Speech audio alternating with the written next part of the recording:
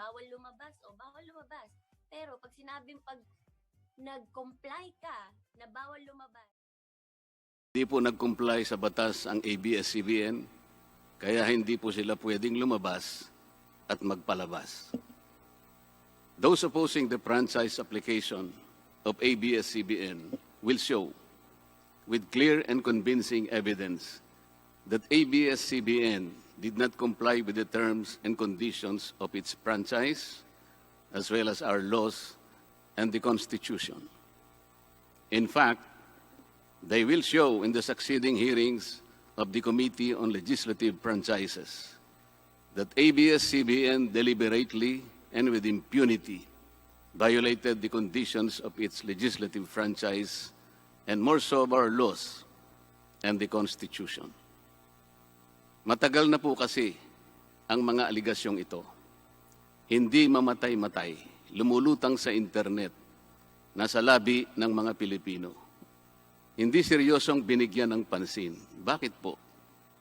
Tikom ang bibig ng may kakayahang magsiwalat nito dahil takot sa maimpluwensyang network na kayang sirain ng tao, kandidato man o hindi.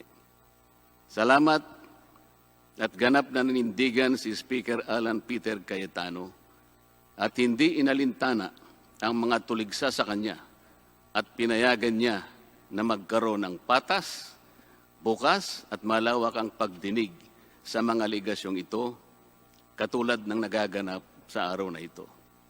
Ang banggit nga po sa John 8:32 ay ganito, "And you will know the truth, and the truth will set you free." Violation of the Constitution. Number 1, franchise is longer than 50 years. Hindi na po dapat payagan itong pagre-renew ng prangkisa ng ABS-CBN. Dapat na pong isara ang pinto para sa kanila. Bakit po? Because the ABS-CBN has been using the airwaves for more than 50 years. 53 years today, to be exact. Our Constitution says that Congress can grant a franchise of up to 50 years only. Taong 1957, nang makuha ni Don Eugenio Lopez Sr., may-ari ng Chronicle Broadcasting Network o CBN, ang Alto Broadcasting System o ABS. Simula po noong 1967 ay naging ABS-CBN na po ang tawag dito dahil sa merger ng ABS at CBN. Kung susumahin po natin ang prangkisa nito simula noong 1967, ay 53 taon na po itong gumagamit ng airwaves magpahanggang ngayon.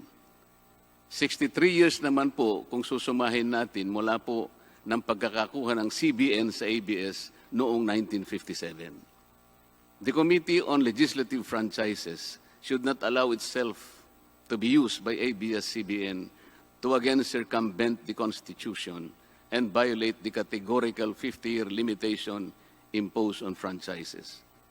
Hindi na po dapat buhayin muli ng Kongreso ang prangkisa ng ABS-CBN sapagkat ayon po sa ating saligang batas, ang buhay ng prangkisa ay hindi dapat lumampas ng 50 taon. EDSA Revolution. Siguro po may mangangatwiran at sasabihin ng ganito. Isinara naman ng martial law ang ABS-CBN. Di po ba? Dapat huwag bilangin ang panahon na yon. Tanggapin po natin sandali na isinara nga ang ABS-CBN simula Setyembre 23, 1972, pagkatapos na ideklara ang martial law. Pero hindi po ba nagbukas din ito agad matapos na ito ay mabawing muli ng pamilya Lopez noong EDSA Revolution? Hindi ba't kulang-kulang 13 taon din po ang namagitan na panahon? So let's assume that we subtract 13 years from the 63 years that ABS-CBN has been in operation starting 1957 when CBN acquired ABS. Hindi ba't 50 taon din po ang magiging resulta?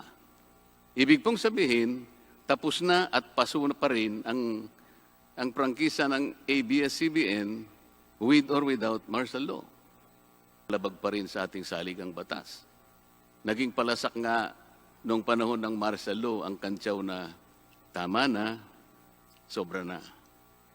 Subalit ang mahalagang tanong po ng taong bayan na hindi pa nasasagot noong 1967 ay 53 taon na po itong gumagamit ng airwaves magpahanggang ngayon.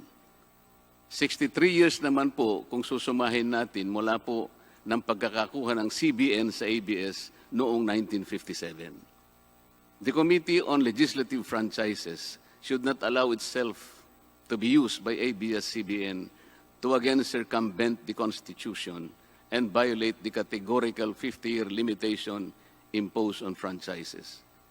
Hindi na po dapat buhayin muli ng Kongreso ang prangkisa ng ABS-CBN sapagkat ayon po sa ating saligang batas, ang buhay ng prangkisa ay hindi dapat lumampas ng 50 taon.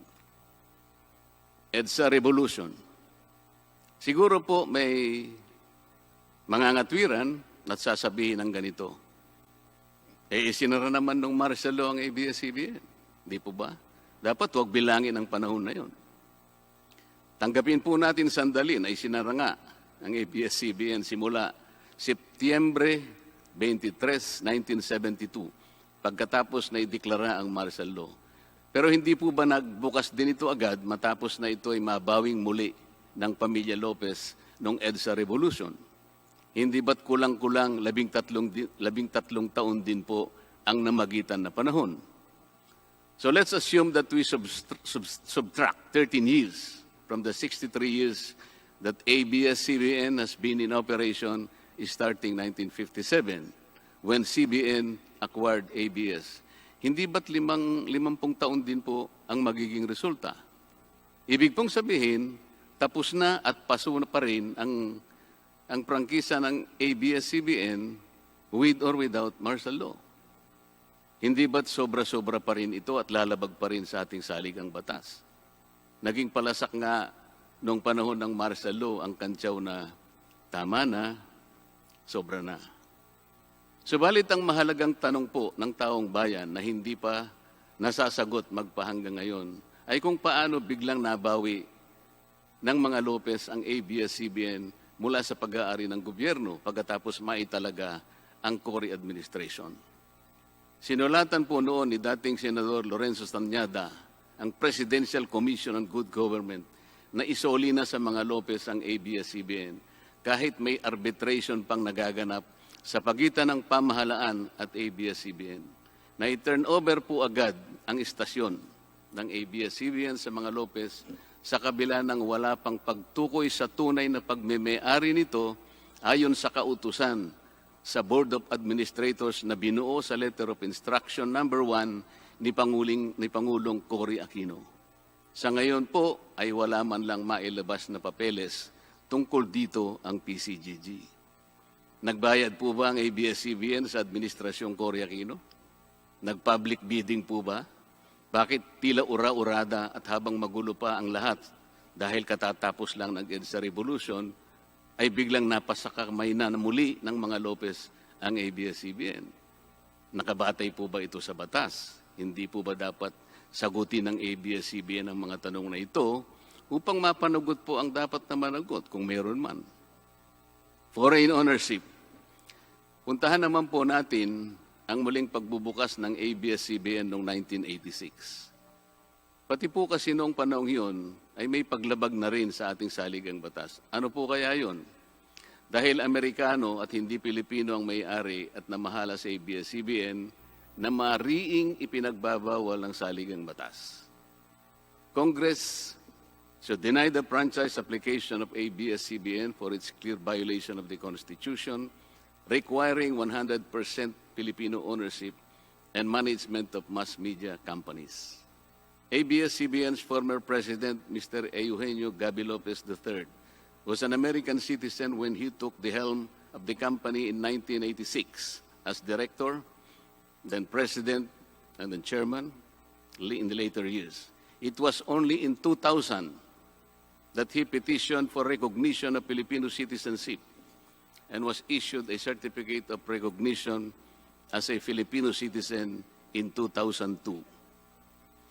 At kahit sabihin po nating wala na ngayon sa management ng ABS-CBN si Ginoong Gabby Lopez, nagpatuloy pa rin ba sa paglabag sa saligang batas ang ABS-CBN?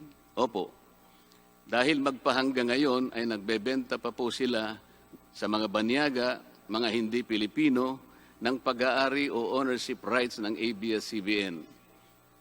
Through an intricate web of corporate layering, ABS-CBN lets non-Filipinos to own its common shares through the issuance of Philippine Depositary Receipts o PDRs.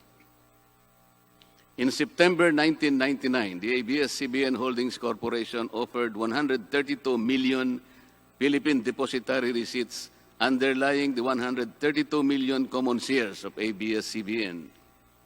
Immediately prior to the closing of the PDR's offering, Lopez Incorporated, the main stockholder of ABS-CBN Corporation, transferred 132 million ABS-CBN shares to ABS-CBN Holding Corporation, its alter ego.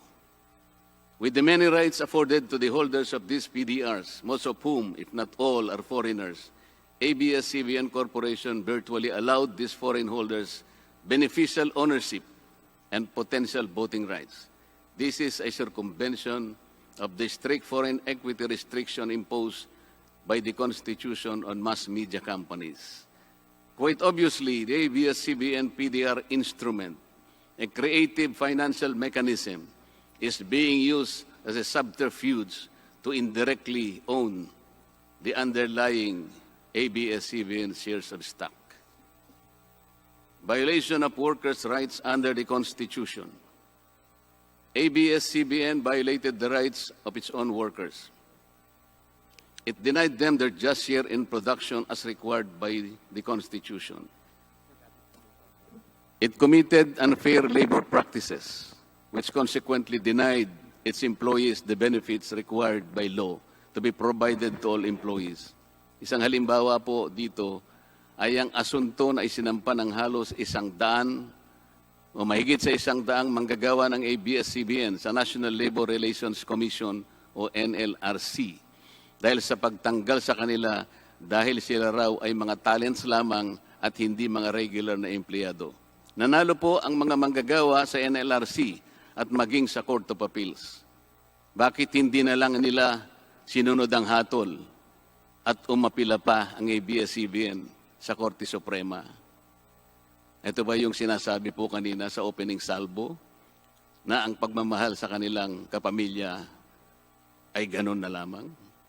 Mali naman po yata na sabihin ng ABS-CBN na lampas sa 11,000 ang mga empleyado nito dahil kung ito po ay masusi nating iimbestigahan, may 2,661 at isa lamang. 2,661 ang mga regular na na nawalan ng trabaho ang 11,000 na tao. Na empleyado nito. Ang karamihan po o mahigit na 8,500 na kawani ng ABS-CBN ay tinagurian nilang independent contractors or talents, project workers at contractuals lamang kahit na pang-regular na empleyo ang trabaho nila. Ayon po sa ating labor code, kapag pang-regular ang tungkulin ng isang manggagawa, dapat siyang gawing regular employee. Hindi dapat contractual. Hindi dapat independent contractor, talent, o kaya project worker lang. Malinaw na labag sa batas ang ginagawa ng ABS-CBN. Sana ay ibalita rin po ito ng TV Patrol upang mabunyag ang libu-libong endo sa kanilang bakuran. ABS-CBN has not regularized its contractual workers and talents despite performing the functions of regular workers. It even forced some of its workers to sign employment contracts containing waiver of the right to regularization. And those who refuse were unceremoniously terminated from work. ABS-CBN has subcontracted most of its production work to subcontractor production companies, despite the fact that production is directly related to its core business. These production entities are paid minimally, whose workers obviously get lesser benefits and take-home pay compared to ABS-CBN's regular employees. And yet, the profit generated by ABS-CBN from its independent production companies appear greater than its expenses, especially those expenses that are even deductible for income tax purposes. Kung kaya't hindi po may kakaila sa publiko na napakarami ng labor cases na hinarap at haharapin pa ng ABS-CBN. Ang masaklap pa po dito ni hindi nagbibigay ng contribution ang ABS-CBN para sa benepisyo ng kanilang mga empleyado. Dahil po sa 2,661 lang ang regular employees nito, ang mga ito lang ang may benepisyo. Ang iba po na mahigit 8,500 na nagtatrabaho sa ABS-CBN ay wala po ni katiting na government-mandated benefits na natatanggap katulad ng SSS, PhilHealth o kaya Pag-ibig. Kanina po sa opening salvo, narinig po natin na ang kanila pong isinasangkalan ay yung kanila pong mga kawani, mga manggagawa. Ang kongreso pong ito ay nakikidalamhati. Nalulungkot din po. Bakit naman po hindi? Kung pwede po nating ipaghalimbawa, sandali lamang po, ang ABS-CBN sa isang jeepney driver. Alam po niya na wala siyang prangkisa. Nagsakay po siya ng napakaraming pasahero. Yung mga pasahero naman po, bago sumakay doon, hindi naman niya tatanungin sa driver, Mamang driver, mamang chauffeur, kayo po ba ay may prangkisa? Yung rota po ba ninyo, pinapayagan yan?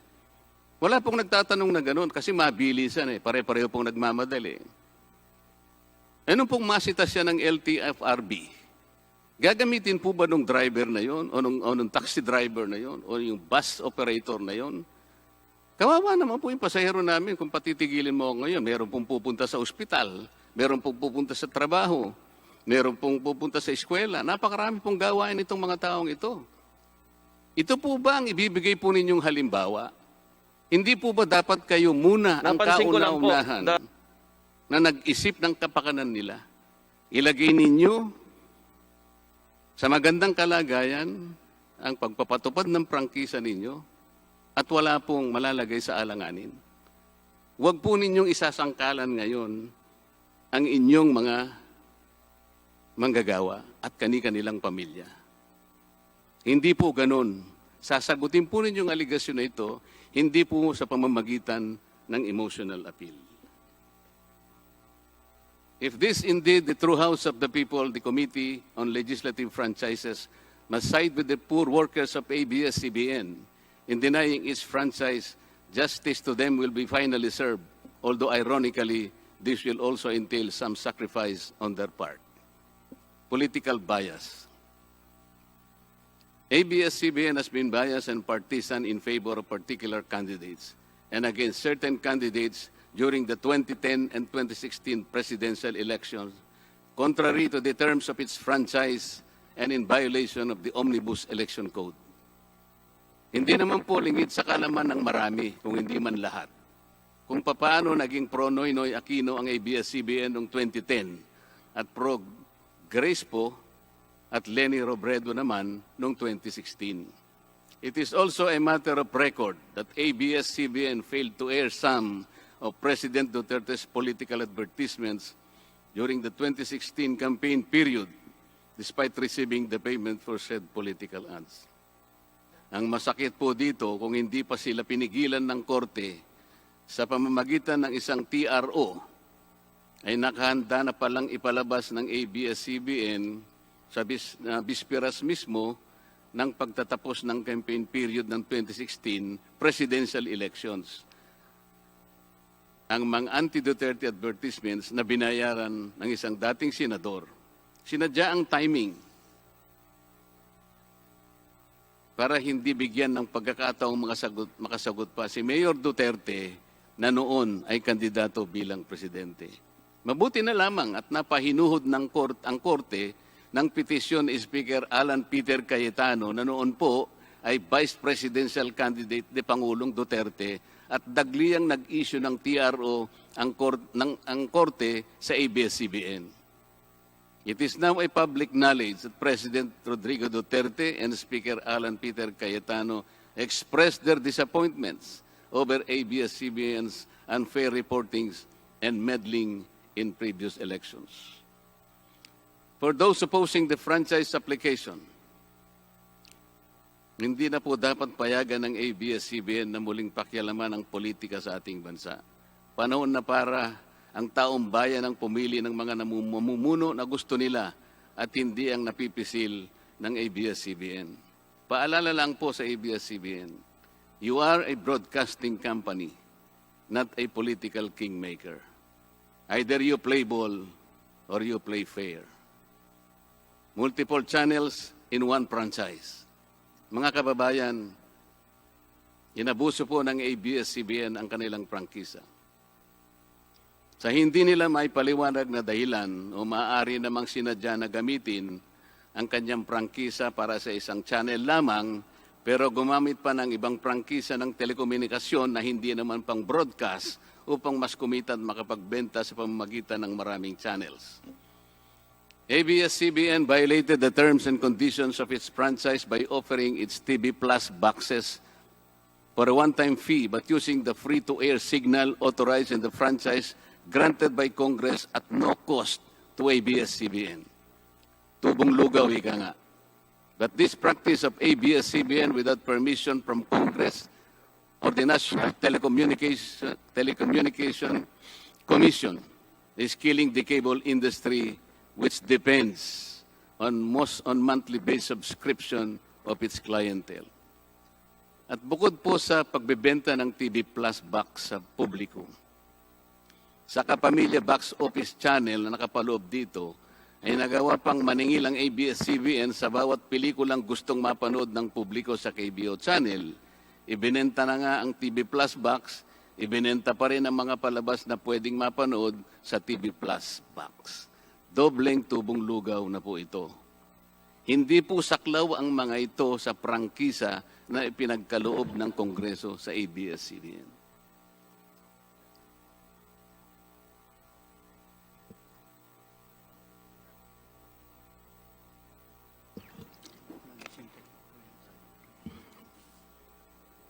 ABS-CBN, contrary to the terms and conditions of its franchise, operated this pay-per-view channel, otherwise known as the Kapamilya Box Office, or KBO, without a valid permit from the NTC.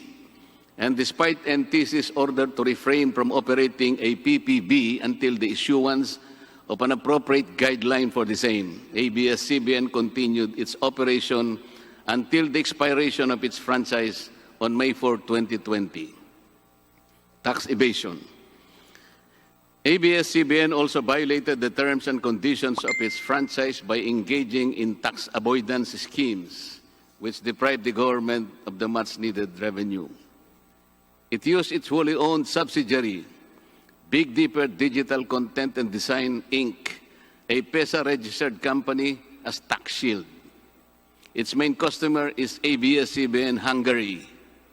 And because of this unconscionable tax avoidance scheme, ABS-CBN alleged effective tax rate in 2018 was at negative 5%.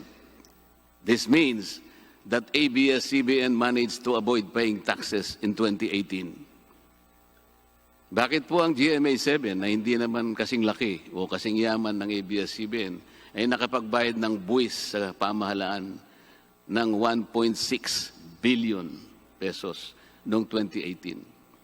Samantalang ang malaalamat na ABS-CBN ay walang binayarang buwis. Bakit naman nakalibre ang ABS-CBN noong 2018 sa negative income tax nila na 84 million? Ibig sabihin po nito ay may tax credit pa ang ABS-CBN at ang gobyerno pa ang lumalabas na may utang dito.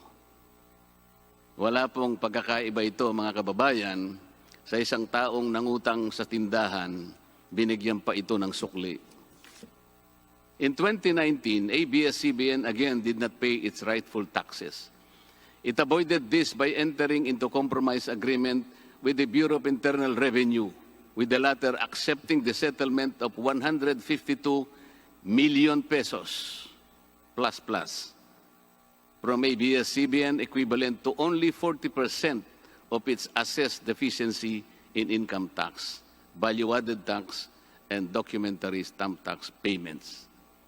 But this is only one among the 4 other cases lodged by the BIR at the Court of Tax Appeals, all of which were also settled by compromise.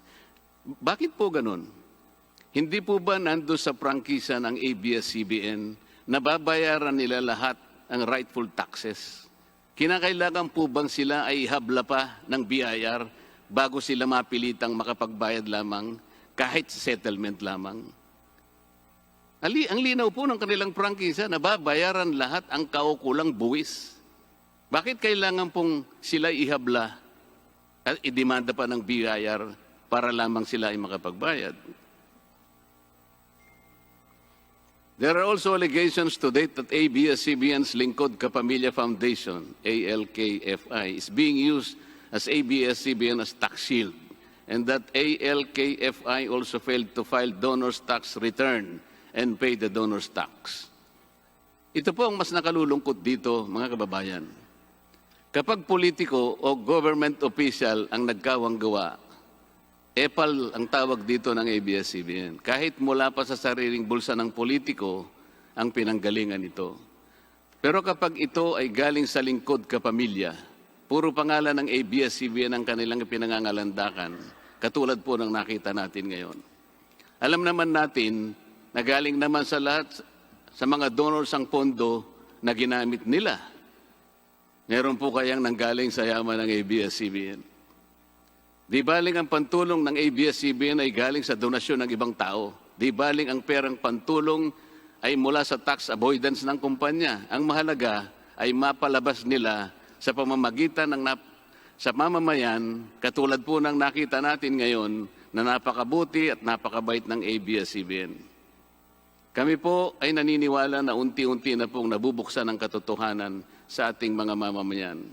Hindi po ba mas maganda at katanggap-tanggap na tumulong sa kapwa ng walang nalalabag na batas at buong sikap pang nasusunod ang prangkisa? Dahil po ba kayo ay nakapagdudulot ng saya, ng aliw sa ating mga mamamayan? Dahil po ba kayo ay nakapagbibigay ng inspirasyon, ng pag-asa, ng katatagan ng loob na kagaya po sa opening salvo kanina ng representative ng ABS-CBN? Hindi na po ba natin susundin o tutuparin, isasaalang-alang ang ating mga batas, ang ating saligang batas, o kaya ang prangkisa ninyo? Makakapagpasaya naman po tayo. Makakapag-inspire po tayo nang hindi po tayo lumalabag sa batas.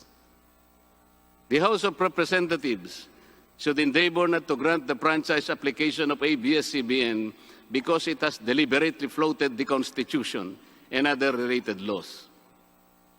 Even the terms and conditions of its previous franchise to suit its own business and political interest, but to the prejudice of the greater good.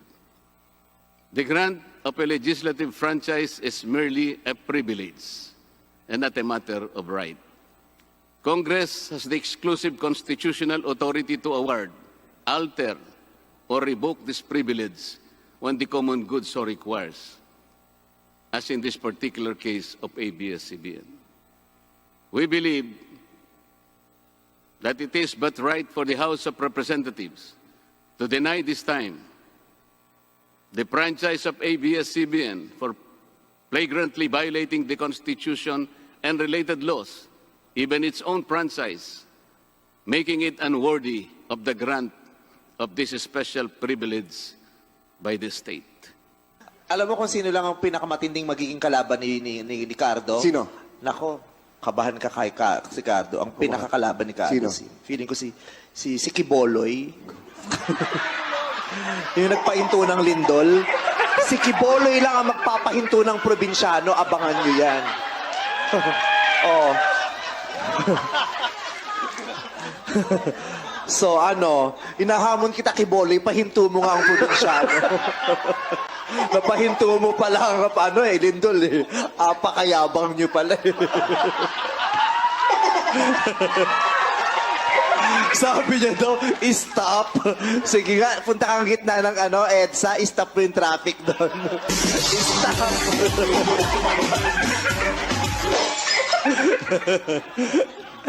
Iba ka, Kiboloy. Kailan mo ba gustong mapa-stop ang probinsyano? Ikaw, pwede ka. Kailan mo gustong i-stop? 1 buwan, 2 buwan, 3 buwan, 4 na buwan? Ikaw. Baka sa 4 na buwan, hindi lang yung probinsyano may stop. Baka pati yung network mo, stop na yan. Mr. Speaker, ABS-CBN posed the challenge. Obviously, the challenge was accepted. There is no reason to complain. Maraming